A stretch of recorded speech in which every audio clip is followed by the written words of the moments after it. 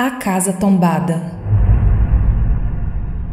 Na época desse relato, eu, minha mãe e minha irmã estávamos nos mudando para Bananeiras, uma cidade pequena e cheia de casas muito antigas. A casa que íamos morar era muito grande e muito antiga. Tinha paredes muito grossas e era tombada. Desde a primeira vista, a casa pareceu um pouco assustadora.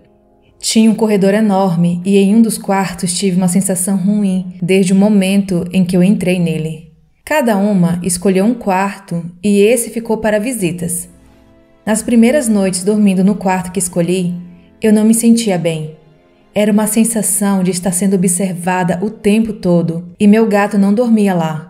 Até uma noite em que eu estava olhando para a parede e vi uma mancha preta crescendo e fiquei muito assustada. Daí me mudei para o quarto de visitas. No novo quarto tinha apenas uma cama de casal e meu gato veio dormir comigo. Mas logo no início da noite, ele começou a brigar com algo na frente dele de uma forma muito violenta. Era como se tivesse outro gato na frente dele. Ele ficou todo arrepiado e tentava arranhar um nada. Infelizmente, no dia seguinte ele fugiu e nunca mais o encontrei. Depois disso, outras experiências aconteceram. Era muito comum eu sentir mãos tocando nas minhas costas ou segurando minha mão à noite. Barulho de panelas sem ninguém na cozinha e a silhueta de um homem de chapéu pequeno no corredor. E esse homem nunca saía de lá. Outro dia eu estava sozinha na casa e vi uma espécie de nuvem perto da porta do banheiro. Anos depois, eu li em um livro que citava que isso acontecia antes da aparição de um espírito. A descrição era idêntica, mas eu me escondi na cama e fiquei acordada até o dia seguinte, de tanto medo. Perto de nos mudarmos da casa, em uma tarde eu estava ensinando matemática ao meu primo e ele olhou em direção à cozinha e viu um menino sentado à mesa. Me perguntou quem era e eu respondi que estávamos na casa apenas eu, ele e a minha irmã, que estava ao meu lado.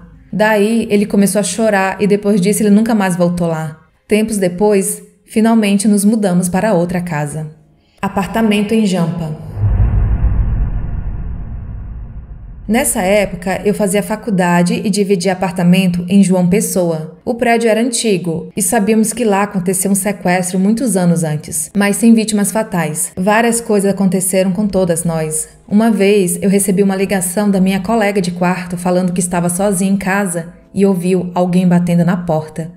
Eu estava em Bananeiras, na casa da minha mãe, e não tinha como ajudá-la, mas liguei para outra amiga que foi na casa, mas não encontrou nada de anormal. Em outro dia, estávamos na sala bebendo com amigos e uma amiga perguntou quem havia ido à cozinha.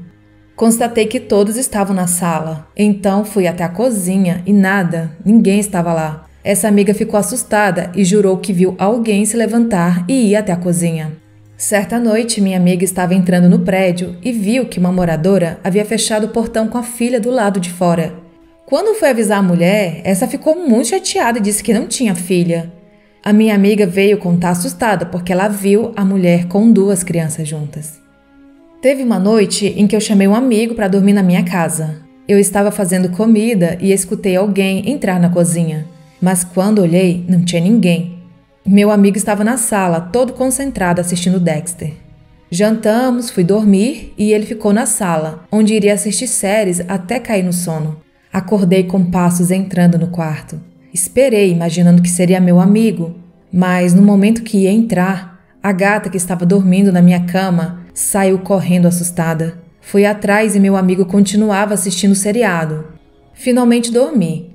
No dia seguinte, ele contou que durante a madrugada apareceu uma protuberância na cortina, como se fosse uma pessoa escondida. Ele olhou para ver se era o vento, mas não tinha fonte de vento que pudesse fazer aquilo.